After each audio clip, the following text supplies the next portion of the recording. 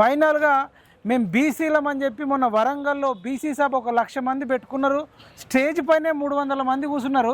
మరి ఇలా పట్టభద్రులకు సంబంధించి కరీంనగర్, ఆదిలాబాద్, నిజామాబాద్, మెదక్కు సంబంధించి పెద్ద మొత్తంలో జరిగితే ప్రసన్న హరికృష్ణ ఆయన ఒక బీసీ, మరి ఆ 300 మంది స్టేజ్ మీద కూర్చున్న వాళ్ళు వీళ్ళు అన్ని జిల్లాలలోకి వెళ్ళి లేదంటే వాళ్ళ సొంత జిల్లాలోకి వెళ్ళి ప్రసన్న హరికృష్ణకు ఓటేయని కనీసం వాళ్ళ ఊరెళ్ళి అన్న వాళ్ళ సార్లకు వాళ్ళ స్టూడెంట్లకు కానీ లేదంటే వాళ్ళ మిత్రులకు కానీ వాళ్ళ ఫ్రెండ్స్కి కానీ ఎక్కడైనా వాళ్ళకి సంబంధించి తెలిసిన వాళ్ళకి కానీ 300 మంది స్టేజ్ మీద ఉన్న వాళ్ళు చెప్తురా, లేకపోతే 1,00,000 మంది సభకు వచ్చిన వాళ్ళు చెప్తున్నారా, లేకపోతే సోమాజిగూడ ప్రెస్ క్లబ్లో అనేక సార్లు ప్రెస్ మీట్ పెట్టినారు బీసీ ఇంటలెక్చువల్స్ అని.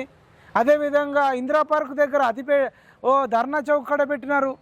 ఇట్లా అనేక దగ్గరలో బీసీ బీసీ బీసీ అని పెట్టిన వాళ్ళు మరి ఇలా ప్రసన్న హరికృష్ణ అన్న ఒంటరిగా పోరాటం చేస్తే మరి ఎంతమంది బీసీలు పోతున్నారు? కొద్దిమంది బీసీలు పోవచ్చు, కానీ మేజర్ బీసీలు అయితే నిమ్మకు నీరెత్తినట్టు బీసీ నాయకులు ఉన్నట్టు మనకు కనబడుతుంది.